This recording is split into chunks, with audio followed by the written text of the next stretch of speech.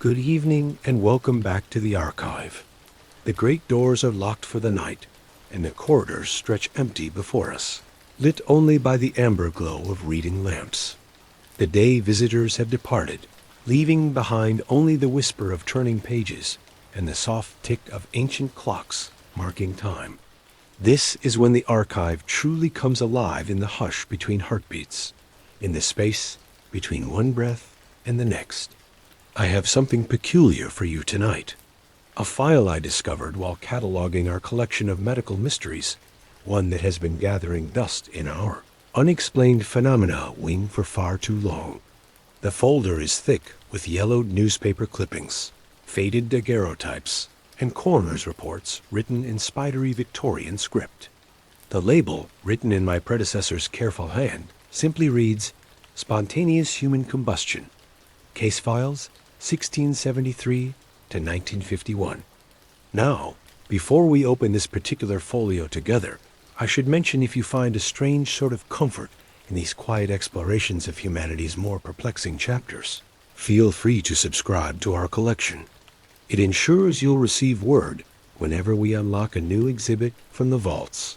The archive grows ever larger, and there are always more mysteries waiting in the shadows between the stacks. Tonight's exhibit concerns a phenomenon that has puzzled physicians, terrified the faithful, and captivated the morbidly curious for centuries. It speaks to something deep in the human psyche, our simultaneous fascination with and fear of inexplicable destruction. The notion that a person might simply ignite from within, consumed by flames of unknown origin, leaving behind only ash, a few scattered bones, and a pair of untouched slippers. The cases are both horrifying and oddly beautiful in their inexplicability. But as we shall see, dear visitor, the true mystery is not why people spontaneously combust, but why we so desperately needed to believe that they could. Let us begin with our first case file. Case File 1, The Grand Delusion, Victorian Moral Panic. Here, in this crimson leather portfolio, lies perhaps the most revealing chapter of our tale. The year is 1861, and we find ourselves in the gaslit parlors and smoke-filled gentlemen's clubs of Victorian England, where spontaneous human combustion has become more than a medical curiosity. It has transformed into a moral crusade. The Victorian era, you understand, was a time of profound contradictions, an age that celebrated both scientific advancement and rigid moral certainty, where the boundaries between divine providence and natural law were fiercely contested in drawing rooms and lecture halls alike. Into this atmosphere of moral vigilance and scientific awakening stepped a terrifying possibility, that God himself might reach down and set fire to the particularly wicked.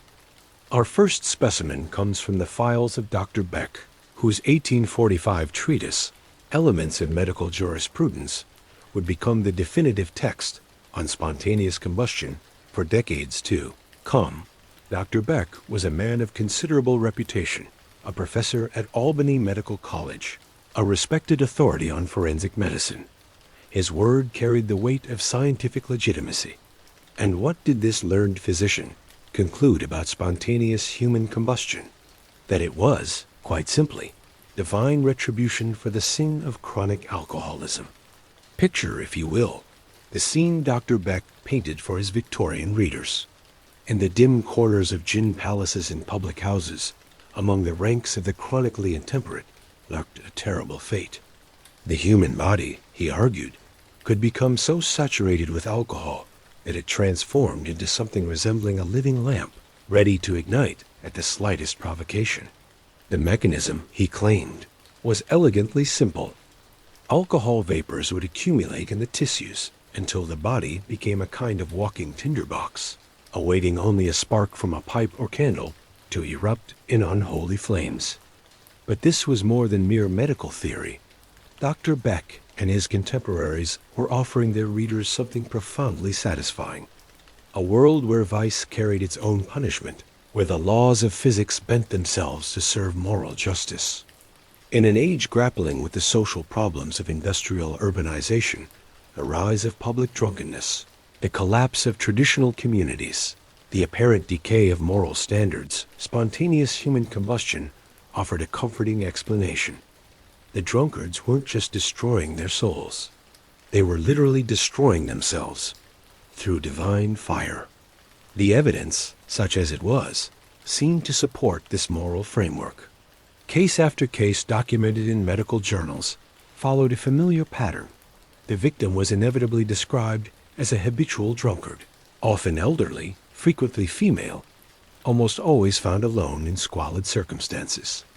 The bodies were discovered reduced to ash and bone fragments, yet surrounding objects remained mysteriously untouched. A chair might be completely intact while its occupant had been reduced to cinders. A wooden floor showed no scorch marks, despite the alleged inferno that had consumed a human being just inches above. Dr. George Lewis Lewes, writing in 1861, captured the Victorian fascination perfectly. The cases are so numerous, so well authenticated, and present such remarkable features that we cannot dismiss them as mere figments of imagination or fraudulent inventions. The scientific establishment had spoken. Spontaneous human combustion was real, it was divine, and it was moral. But let us examine more closely this well-authenticated evidence, shall we? Here, in our archives, we have preserved the original case reports that so convinced the Victorian medical establishment. Read between the lines, and a different picture emerges. Consider the case of Mrs. Peacock of Hull, documented in 1847. The official report describes a woman, much addicted to spirituous liquors, found burned beyond recognition in her cottage. The flames, witnesses claimed, had consumed her entirely while leaving the surrounding furniture untouched. A miracle of selective combustion, or so it seemed. What the report fails to emphasize, buried in the marginalia of the coroner's notes, are the more prosaic details. Mrs. Peacock had been tending her fire that evening. Candles burned throughout her small, cramped dwelling. Her clothing was described as much worn and patched, the kind of threadbare garments that might easily catch a stray ember. The cottage itself was little more than a tinderbox, its wooden walls and floors dried by decades of winter fires. But these mundane possibilities held little appeal for an age that preferred its explanations wrapped in moral certainty. The Victorian public wanted to believe in spontaneous human combustion because it confirmed their deepest beliefs about vice and virtue, about the natural order of a universe where God's justice was swift and terrible. The temperance movement, gaining momentum throughout the mid-19th century, seized upon spontaneous human combustion as the ultimate cautionary tale. Temperance pamphlets featured lurid illustrations of drunkards erupting in flames, their families gathered around in horror and moral instruction. The drunkard's fate became a popular theme for magic lantern shows, where audiences could watch projected images of human torches while listening to stern lectures about the wages of sin.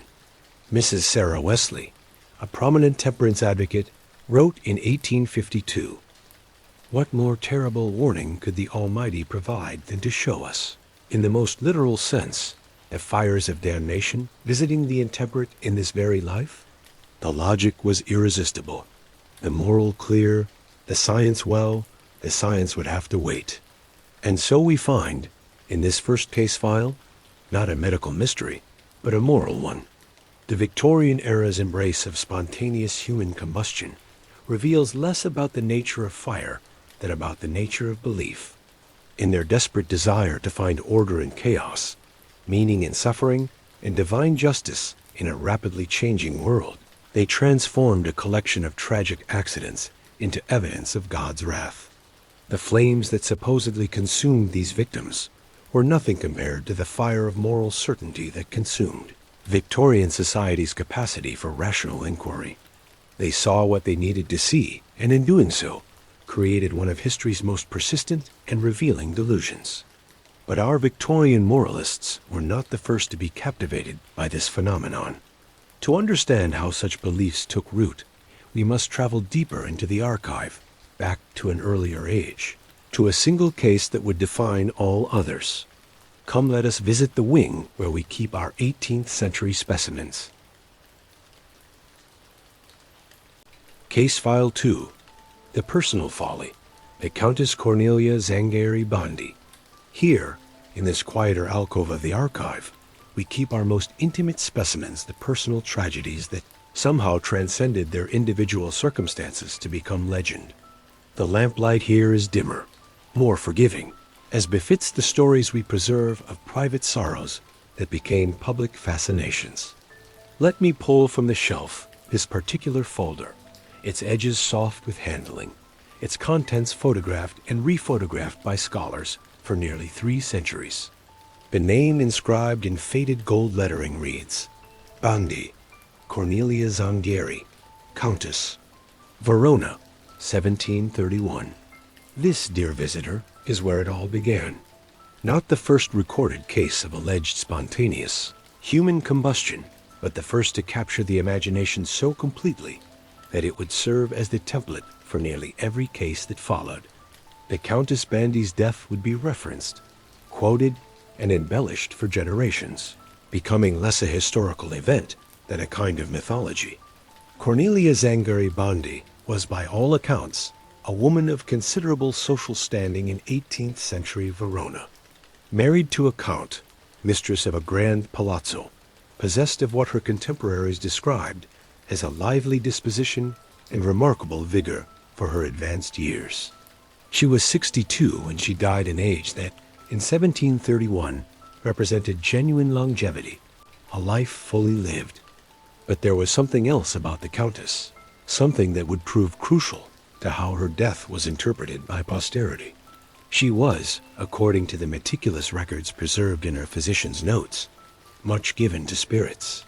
Not just wine with dinner, or a cordial before bed, but what her doctor diplomatically termed a considerable daily consumption of aqua vita. The night of March 4th, 1731, began unremarkably. The Countess had dined well, spent her evening in her private chambers, and retired early. Her maid, a woman named Caterina, had bid her good night around 9 o'clock, noting nothing unusual in her mistress's demeanor. The palazzo settled into its nighttime quiet, servants withdrawn to their quarters, fires banked, candles extinguished in all but the essential corridors. What happened next would be reconstructed from fragments, physical evidence, witness statements, and a great deal of imagination. Caterina discovered her mistress the following morning, or rather she discovered what remained of her mistress. The scene, as recorded in the official investigation, defied comprehension. The Countess's body had been almost entirely consumed by fire, reduced to little more than ash and a few bone fragments. Yet the room itself bore only minimal signs of burning. Her bed, mere feet away, was undamaged. The wooden floor showed no char marks. Even her nightgown, found in a neat pile on a nearby chair, was completely intact. What remained of Countess Bandi was concentrated in a small area near her chamber window. The investigators found her legs, from the knees down, still clothed in silk stockings and elegant slippers, completely untouched by flame. A small pile of ash marked where the rest of her body had allegedly been. Nearby lay her skull, reduced to fragments, and a curious yellowish residue that coated the walls and furniture in a thin, oily film. The local authorities were baffled. Father Bianchini, a learned priest who served as the family's spiritual advisor, was summoned to examine the scene. His report, preserved here in our collection, reads like something between a coroner's inquest and a theological treatise. The good father was clearly struggling to reconcile what he observed with what he believed possible in God's ordered universe. The combustion, he wrote, was so complete and so concentrated that it suggests an agency beyond the natural order. Yet the precision with which the flames consumed only the person while sparing all surrounding objects speaks to a divine intelligence directing the conflagration. Father Bianchini was, without quite realizing it, establishing the template for how spontaneous human combustion would be understood for centuries to come. The victim was consumed entirely. The surroundings were mysteriously spared. The fire showed impossible selectivity, and underlying it all the suggestion of moral judgment. But here, in our archives, we have access to documents that Father Bianchini and his contemporaries did not. Private letters from the Countess's physician, Dr. Francesco Cittadella, reveal a more complex picture of her final months. The Countess, it seems, had been suffering from what Dr. Cittadella described as a wasting condition of the extremities. Her hands and feet had grown increasingly cold and insensitive. She complained of a persistent chill that no amount of warming could dispel. Modern medical historians reading these symptoms recognized them immediately. Peripheral vascular disease, likely complicated by diabetes conditions that would have been utterly unknown to 18th century physicians. The Countess's heavy drinking, her complaints of thirst and fatigue, her poor circulation, all point to a woman whose body was failing in ways that contemporary medicine could neither diagnose nor treat. There is more. Katerina, the maid, in her private testimony to the authorities, mentioned details that were deemed too delicate for the official record. Her mistress had taken to sitting very close to the fire in recent weeks, sometimes nodding off in her chair with her nightgown draped near the flames. She had become increasingly unsteady on her feet, particularly in the evenings after her medicinal spirits. On more than one occasion, Katerina had found scorch marks on the Countess's clothing the morning after such episodes. These prosaic details the failing health, the dangerous proximity to open flames, the loose nightgowns of elderly women in an age of fireplace. Heating these were the real factors that likely contributed to the Countess's death. But they held little fascination for an age that preferred its mysteries wrapped in the supernatural. Instead, Father Bianchini's account was copied and distributed throughout Italy, then across Europe, gaining embellishments with each retelling. The Countess became younger and more beautiful in some versions, older and more dissolute in others. Her consumption of spirits was either downplayed as a minor vice or exaggerated into legendary drunkenness, depending on the moral point the narrator wished to make. By the time the case reached the salons of Paris and the coffee houses of London, Countess Bandi had been transformed from a sick, elderly woman who died tragically in a household accident into something approaching a mythological figure, a cautionary tale about the wages of sin, the mysterious workings of divine justice, or the hidden dangers lurking in the natural world. The French philosopher Voltaire, ever skeptical of claims to supernatural intervention, wrote dismissively of the Bandi case in 1738. The learned priests of Italy seemed determined to find miracles in every kitchen fire. But Voltaire's rationalism was swimming against the tide of popular fascination. The Countess's story had tapped into something deeper than mere curiosity about unusual deaths. In an age of scientific revolution, when traditional certainties about the natural world were being challenged daily, spontaneous human combustion offered a thrilling possibility. That there were still mysteries beyond human comprehension, still room for the divine and the inexplicable in an increasingly mechanistic universe. And so Countess Cornelia Bandi, who in life was known to relatively few beyond her immediate social circle in Verona, achieved in death a kind of immortality. Her case would be cited in medical textbooks for 2 centuries. Her story would inspire novels, ghost tales, and scientific treatises. Charles Dickens himself would reference her death in Bleak House, using it as the inspiration for the spontaneous combustion of the villainous Mr. Crook. But perhaps the cruelest irony is this: in transforming her death into legend, successive generations of storytellers stripped away her humanity. The real Countess, a woman struggling with illness, loneliness, and the limited medical understanding of her era, disappeared behind layers of supernatural speculation and moral instruction. Her personal tragedy became everyone else's cautionary tale. The folder closes with a small addendum, written in a different hand. Note: local records indicate the Countess was found with her hand extended toward the bell pull, as if attempting to summon help. This detail is omitted from most published accounts.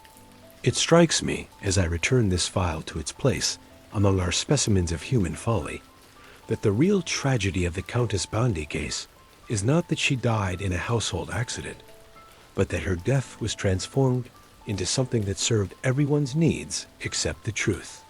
She became a ghost story, a moral lesson, a scientific puzzle, everything except what she actually was. A person who died alone, reaching for help that never came. Come, let us leave this alcove of personal sorrows and move toward our scientific wing. There, among the microscopes and measurement devices, we shall discover how the 20th century finally solved the mystery that had puzzled generations, and why that solution proved almost as troubling as the mystery itself. Case File 3, The Technological Blunder, the Wick Effect. Here we are, in the modern wing of our archive, a section that always feels slightly out of place among the leather-bound volumes and handwritten manuscripts. The fluorescent lighting hums with electrical precision, and the air carries the faint scent of chemical preservatives and photographic developer. This is where we house the 20th century's attempt to solve mysteries with instruments and measurements, with careful experimentation and peer-reviewed conclusions. The folder I'm retrieving now is considerably thicker than our earlier specimens, filled with laboratory reports, black and white photographs, and the dense technical language of forensic science. The label reads, Spontaneous Human Combustion, Scientific Investigation, 1961 to 1998. Primary Researcher, Dr. John Haan, California Criminalistic Institute. By the 1960s, dear visitor, the old explanations no longer sufficed. The Victorian notion of divine punishment for alcoholism had fallen out of favor, even among the most morally rigid. The romantic mysteries that had captivated earlier centuries seemed increasingly quaint in an age of space travel and atomic energy. If spontaneous human combustion was real, the thinking went, then it must yield to scientific analysis like any other natural phenomenon. Dr. Haan was a man perfectly suited to this task. A forensic scientist with decades of experience in fire investigation, he had examined hundreds of house fires, industrial accidents, and suspicious blazes. He approached the spontaneous combustion mystery with the methodical skepticism of someone who had seen fire's effects on human remains in every conceivable circumstance. What he discovered would prove both illuminating and deeply unsettling, though perhaps not in the way he initially expected. Let me share with you excerpts from Dr. Haan's laboratory notes, preserved here in our collection. His first series of experiments, conducted in 1977, were elegantly simple in design. He obtained the body of a recently deceased pig chosen, because pigs share many physiological characteristics with humans, including similar body fat distribution and skin thickness. He wrapped the carcass in cotton fabric, similar to the nightgowns and clothing worn by alleged spontaneous combustion victims. Then, in a controlled laboratory setting, he introduced a small ignition source. Day 1, 14:30 hours, his notes begin. Subject ignited successfully with standard cigarette lighter flame applied to cotton fabric covering torso region. Initial flame spread rapid across fabric surface. Expected normal burning pattern to follow. But what happened next violated everything Dr. Haan thought he knew about fire behavior. The photographs from his experiments are both fascinating and disturbing. As the cotton fabric burned, it began to act as what he termed a wick, drawing up liquefied body fat from the heating tissues beneath. The fat, melting from the intense heat, soaked into the fabric and provided a sustained fuel source. The cotton-fat combination burned slowly, steadily, and at a remarkably controlled temperature. Most remarkably, the fire showed the same selective characteristics that had puzzled investigators for centuries. The flames consumed the torso completely, reducing it to ash and bone fragments, while leaving the extremities, hands, feet, lower legs virtually untouched. The fire burned with such controlled intensity that objects mere inches away from the blaze remained unscorched. Day 1, 18:45 hours, Dr. Haan recorded. Combustion continues. Torso region approximately 60% consumed. Extremities show minimal thermal damage. Room temperature remains normal. Outside immediate burn area. This is unprecedented in my experience with fire dynamics. Dr. Haan had solved the mystery of spontaneous human combustion, and in doing so, had created a new and perhaps more disturbing problem. The phenomenon was real, after a fashion. Human bodies could indeed burn in the selective, concentrated manner described in centuries of case reports. But the mechanism was not divine intervention, or alcoholic autoignition, or any of the supernatural explanations that had captured imaginations for generations. It was something far more prosaic, and infinitely more tragic. The wick effect, as Dr. Haan termed it, required very specific conditions to occur. The victim needed to be in a seated or lying position, typically wearing loose-fitting clothing made of natural fibers. An external ignition source, a cigarette, a candle, a spark from a fireplace, had to contact the clothing. Most crucially, the victim needed to be unable to respond to the initial ignition, whether due to sleep, intoxication, illness, or disability. Once these conditions aligned, the human body essentially transformed itself into a grotesque candle. The clothing became the wick, the body fat became the fuel, and the bone structure served as a kind of natural candle holder, keeping the flame positioned for optimal burning. The process was self-sustaining, requiring no additional fuel or oxygen beyond what was naturally available. Dr. Haan's subsequent experiments, conducted over 2 decades, refined this understanding. He demonstrated that the wick effect could consume a human-sized mass of organic material over the course of several hours, while generating surprisingly little heat beyond the immediate burn area.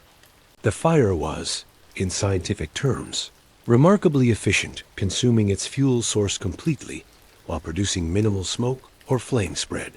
His 1998 paper, The Investigation of Alleged Cases of Spontaneous Human Combustion, published in the Journal of Forensic Sciences, should have laid the mystery to rest once and for all. The abstract reads, with clinical precision, analysis of alleged SHC cases reveals consistent pattern of external ignition, followed by sustained combustion via wick effect mechanism. No evidence found for spontaneous generation of combustion in human subjects. But here is where our case file takes a troubling turn.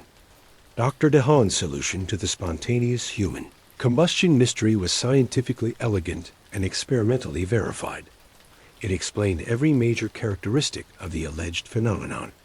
It required no suspension of physical laws or invocation of divine intervention. It was, by every measure, a successful scientific investigation. Yet it solved nothing at all. The victims of alleged spontaneous human combustion had not mysteriously burst into flames. They had died in household accidents, often while incapacitated by age, illness, or intoxication. Their bodies had then been consumed by a natural but rarely observed combustion process, have left behind precisely the kind of evidence that earlier generations had interpreted as supernatural. In other words, every case of spontaneous human combustion in the historical record was actually a case of accidental death by fire, followed by hours of slow, methodical burning that destroyed most physical evidence of how the fire had actually started. The Countess Bandi, whose story we examined earlier, had almost certainly fallen asleep too close to her fireplace, her nightgown catching a stray ember. Mrs. Peacock of Hull had likely knocked over a candle or caught her worn clothing on the grate of her hearth. The dozens of mysterious cases documented over the centuries were, in reality, a catalog of household tragedies befalling the vulnerable and the isolated. Dr. Haan's research revealed something deeply uncomfortable about the human condition. For centuries, people had preferred to believe in divine fire and supernatural combustion, rather than confront the simple, sad reality that elderly and infirm individuals were dying alone in household accidents. The mystery of spontaneous human combustion was more palatable than the truth of spontaneous human vulnerability. His solution was, in its way, a technological blunder of the highest order. By explaining precisely how these deaths occurred, he had removed their romantic mystery while highlighting their tragic banality. Science had triumphed over superstition and made the world a slightly more depressing place in the process. There is a footnote in Dr. Haan's final report that has always struck me as particularly poignant. After 2 decades of research into spontaneous human combustion, after definitively solving one of history's most persistent mysteries, he wrote, "The question is not why these people caught fire. The question is why they were alone when it happened." The real mystery, he suggested, was not scientific but social. Not a matter of combustion dynamics, but of human isolation. The same conditions that made the wick effect possible, old age, infirmity, social isolation, poverty, were the conditions that made these deaths both likely and largely unnoticed until they became sensationalized as supernatural phenomena. Science had solved the puzzle of spontaneous human combustion by revealing it to be something far more ordinary and far more heartbreaking. A collection of preventable accidents that happened to people who had nowhere else to turn and no one to notice their absence until it was far too late. Come, let us leave this sterile wing of measurement and methodology. There is one more exhibit I wish to show you, a collection that reveals how the mystery of spontaneous human combustion was not solved by science, but perpetuated by something equally powerful and far more deliberate. In our journalism archive, Case File 4, the Hindsight File, the Fourth Estate's fiery fiction. Welcome to what we archivists call the Hall of Public Memory, where we preserve the instruments by which private moments become public mythology. The air here smells of old newsprint and printer's ink, that particular mustiness of information preserved long past its intended lifespan. Here, behind protective glass, rest the newspapers, penny dreadfuls, and periodicals that transformed isolated tragedies into shared cultural obsessions. This final case file is perhaps the most revealing of all, for it documents not how spontaneous human combustion occurred, but how the belief in it was cultivated, refined, and sold to a public hungry for sensation. What we have here is a masterclass in how journalism, that noble profession, dedicated to illuminating truth, and sometimes succeed too well in illuminating fiction. The specimen I'm drawing from its protective sleeve is a copy of the London Times from December 15, 1845. The headline, set in the bold typeface reserved for matters of gravest import, reads, "Mysterious Death by Fire in Coventry Victim Consumed by Unknown Flames." The article, written by a Mr. Thomas Wackley, who served as both journalist and coroner, describes the death of one Martha Thompson, a widow of advanced years found reduced to ashes in her modest dwelling. The prose is rich with Gothic atmosphere. The scene which greeted the investigators defied all natural explanation. Where once had sat a living woman, there remained only a pile of calcined bones and a residue of human ash, as if she had been consumed by fires from the very depths of Hades. Mr. Wackley's account follows the established template perfectly. Mrs. Thompson was elderly, lived alone, and was unfortunately given to strong drink. Her body was found almost completely consumed, while her furniture remained mysteriously intact. The local physician pronounced himself utterly baffled by the selective nature of the conflagration. But here, in our archives, we have more than just the published account. We have Mr. Wackley's original notes, his correspondence with other journalists, and most tellingly, his personal diary entries during the period he was investigating Mrs. Thompson's death. December 12, 1845. Wackley's private diary. Arrived in Coventry to examine the Thompson case. The local constabulary seems convinced of foul play, but the circumstances are indeed peculiar. A woman appears to have caught fire while seated near her hearth. Clothing remnants suggest she fell asleep too close to the flames. Neighbor reports she had been drinking heavily the evening prior. A sad but unremarkable household accident, I fear. December 13th, 1845. Spoke with Dr. Pemberton, who examined the remains. He confirms death by fire, likely accidental. Room shows evidence of overturned oil lamp near the hearth. Candle stubs burned down to nothing. The mysterious preservation of surrounding furniture appears less mysterious upon close inspection. The fire was contained to the immediate area around the chair by stone flooring and lack of combustible material nearby. December 14, 1845. Editor Hartwell writes that London is fascinated by reports of spontaneous human combustion from the continent. The Bandi case from Italy continues to generate considerable reader interest. He suggests the Thompson case might be presented in a similar light. The public appetite for mystery far exceeds their appetite for mundane explanation, he notes. And there, dear visitor, we have it. The birth of a legend captured in real time. Mr. Wackley had investigated the case thoroughly, spoken with witnesses, examined the physical evidence, and reached the correct conclusion. Martha Thompson had died in a tragic but entirely explicable household accident. She had fallen asleep near her fire. Her clothing had ignited, and the resulting blaze had consumed her body, while being contained by the stone and brick construction of her modest dwelling. But his editor, sensing the commercial potential of mystery, had encouraged a different approach. December 15, 1845. Wackley's final diary entry on the case filed the story as requested. I have emphasized the mysterious aspects while downplaying the more prosaic explanations. The public will have their supernatural combustion, and we shall have our circulation figures. I confess a certain unease at this transformation of a woman's death into entertainment, but Hartwell assures me we are serving the greater cause of scientific inquiry by bringing these phenomena to public attention. The published article, as we have seen, bore little resemblance to Wackley's original conclusions. Martha Thompson, a lonely widow who died in an accident, had been transformed into a victim of inexplicable forces. Her tragedy had become a commodity. But Mr. Wackley and the London Times were merely following a template established decades earlier. Here, in this adjacent display case, we can trace the evolution of spontaneous human combustion as a journalistic phenomenon. The progression is remarkably consistent. The earliest accounts, from the 1700s, were brief and largely factual.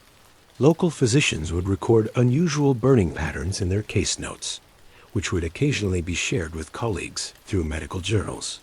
The language was clinical, the speculation minimal. By the early 1800s, these medical curiosities had begun appearing in general interest periodicals.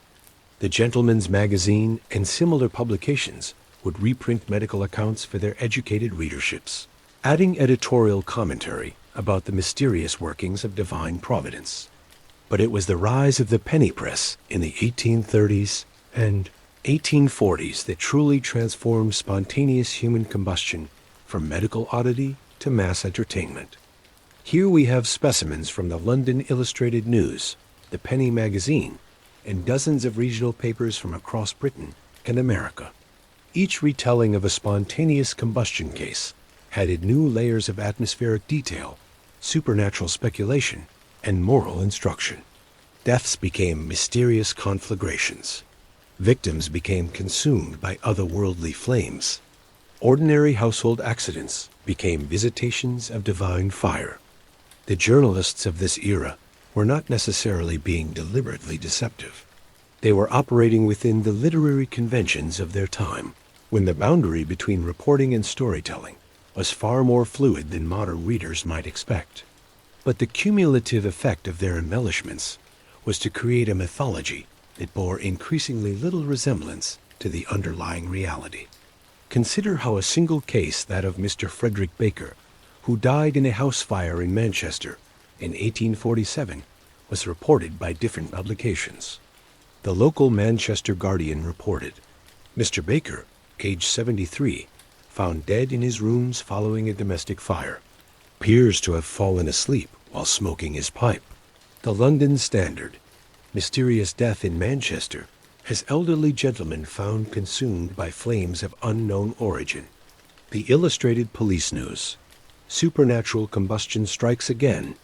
Manchester man reduced to ashes by fires from the beyond. By the time the story reached American publications, Mr. Baker had been transformed into a confirmed drunkard struck down by the hand of the Almighty, his death serving as a terrible warning to all who would abuse the gifts of Providence. The American press, influenced by the temperance movement and a particularly moralistic strain of Christianity, proved especially adept at transforming these stories into cautionary tales. Publications like Godey's Lady's Book and Peterson's Magazine featured regular columns on spontaneous human combustion, always emphasizing the moral failings of the victims and the divine justice of their fates. Sarah J. Howe, the influential editor of Godey's, wrote in 1851, "These cases of spontaneous combustion serve as providential warnings to our readers about the wages of intemperance. When the body becomes so corrupted by alcohol that it ignites from within, we see the literal manifestation of moral decay." But perhaps the most telling document in this entire collection is a letter preserved in the papers of Charles Dickens. Writing to his friend John Forster in 1852, Dickens revealed the extent to which these journalistic accounts had shaped his own understanding of spontaneous human combustion. "I have been researching the phenomenon for my current novel, and find myself swimming in a sea of conflicting accounts. Every newspaper tells the story differently, each more sensational than the last. I begin to suspect that what we call spontaneous human combustion is largely a creation of the press itself, a monster born from the marriage of public curiosity and journalistic imagination." Dickens was more perceptive than he knew. The spontaneous human combustion that terrified and fascinated the 19th century was indeed largely a creation of journalism, not the phenomenon itself, but the belief system surrounding it. The real tragedy documented in this case file is not that journalists occasionally embellished or sensationalized their stories. Such practices were standard for the era. The tragedy is that in transforming isolated accidents into shared mythology, they obscured the actual social conditions that made such deaths possible. Every case of alleged spontaneous human combustion documented in these newspapers involved the same vulnerable populations: the elderly, the isolated, the impoverished, those struggling with illness or addiction. Rather than prompting social action to address these underlying vulnerabilities, the sensationalist coverage transformed individual tragedies into collective entertainment. The press of the 19th century succeeded brilliantly in creating a compelling narrative around spontaneous human combustion. They gave their readers mystery, moral instruction, and supernatural thrills. What they failed to provide was the kind of accurate reporting that might have prevented future tragedies by addressing their actual causes. As we seal these documents back in their protective environment, I am reminded of something Oscar Wilde once observed: "The only thing worse than being talked about is not being talked about." The victims of alleged spontaneous human combustion were certainly talked about, their deaths dissected, analyzed, and sensationalized for decades after their passing. But they were not talked about as people. They were talked about as phenomena, as cautionary tales, as evidence for various theories about divine justice or natural law. Their humanity was consumed as thoroughly as their bodies, not by fire, but by the relentless machinery of public fascination. Come, our tour of this particular collection draws to a close. There is one final room I wish to visit with you, a quiet place where we keep not artifacts or documents, but reflections. Here, we attempt to understand what our long obsession with spontaneous human combustion reveals about ourselves, and why such beliefs prove so remarkably resistant to evidence, explanation, and time itself. Reflection. Here we are, in the heart of the archive, the chamber I call the room of contemplation. There are no display cases here, no documents under glass, no carefully preserved specimens of human folly. There is only silence, soft lighting, and the accumulated weight of all the stories we have examined tonight. We began this evening's exploration with a simple question: what was spontaneous human combustion? We have discovered through our examination of 4 distinct case files, that the answer is both more complex and more troubling than it initially appeared. Spontaneous human combustion, as our Victorian ancestors understood it, never existed. No human being has ever suddenly burst into flames through some internal combustion process. No divine fire has ever reached down to punish the intemperate. No alcoholic vapor has ever transformed a living person into a human torch. Yet spontaneous human combustion was, in another sense, entirely real. It existed as a belief system, a way of making sense of inexplicable tragedies, a lens through which generations viewed the relationship between vice and consequence, between the natural and supernatural worlds. What our case files reveal is a pattern that extends far beyond this particular phenomenon. When confronted with events that challenge our understanding, whether medical, social, or moral, we have a remarkable tendency to construct explanations that serve our psychological needs rather than reflecting underlying reality. The Victorians needed spontaneous human combustion to be divine punishment because it confirmed their beliefs about moral order and divine justice. The 18th century needed it to be supernatural because it preserved room for mystery in an increasingly scientific age. The 19th century press needed it to be sensational because it sold newspapers and magazines. What none of them needed was the truth, that vulnerable people were dying alone in preventable accidents, victims not of divine wrath or supernatural forces, but of social isolation and inadequate care. Dr. Haan's scientific solution to the mystery was brilliant and definitive. The Wick effect explains every aspect of alleged spontaneous human combustion with elegant precision. Yet his explanation has had surprisingly little impact on popular belief in the phenomenon.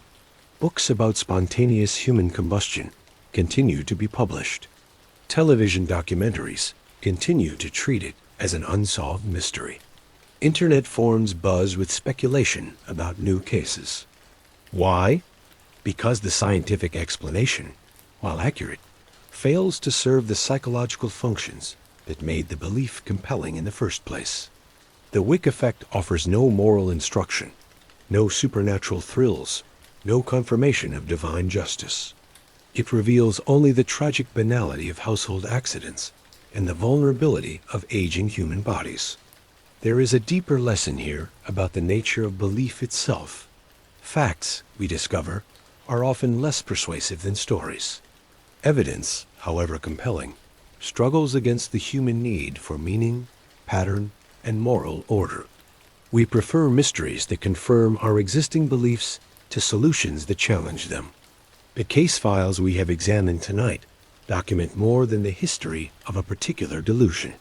They reveal the persistent human tendency to transform the random into the meaningful, the accidental into the purposeful, the tragically mundane into the mysteriously profound. As I prepare to return these documents to their proper places in the archive, I am struck by a final irony. We have spent centuries trying to explain spontaneous human combustion, yet perhaps the real mystery is not why some people seem to burn from within, but why we so desperately wanted to believe they could. The flames that allegedly consumed the Countess Bandi and her successors were nothing compared to the fire of human imagination, fed by our need for wonder, our hunger for justice, and our fear of meaninglessness. That fire burns still, in every conspiracy theory, every supernatural claim, every attempt to find profound significance in random tragedy. The victims of alleged spontaneous human combustion died, in most cases, as they had lived alone, unnoticed, forgotten by a world that had moved past them. Their deaths became famous not because of what actually happened to them, but because of what we needed to believe had happened. They achieved a kind of immortality, but at the cost of their humanity. Perhaps that is the saddest part of this entire story. In transforming these people into symbols of divine judgment or scientific mystery, we lost sight of them as individuals deserving of compassion, care, and simple human dignity. Their tragedies became our entertainments. Their isolation became our fascination. Their deaths became our lessons about everything, except the one thing that might have saved them, the importance of ensuring that no one dies alone and unnoticed. And so we closed the file on spontaneous human combustion. The mystery is solved, the phenomenon explained, the delusion documented. Yet somewhere tonight, in some corner of the world, someone elderly and frail sits too close to an open flame, alone with their thoughts and their vulnerabilities. The conditions that made spontaneous human combustion possible persist, even as the belief in its supernatural nature fades. The real fire that consumed those long-ago victims was not divine wrath or alcoholic vapors or mysterious forces from beyond.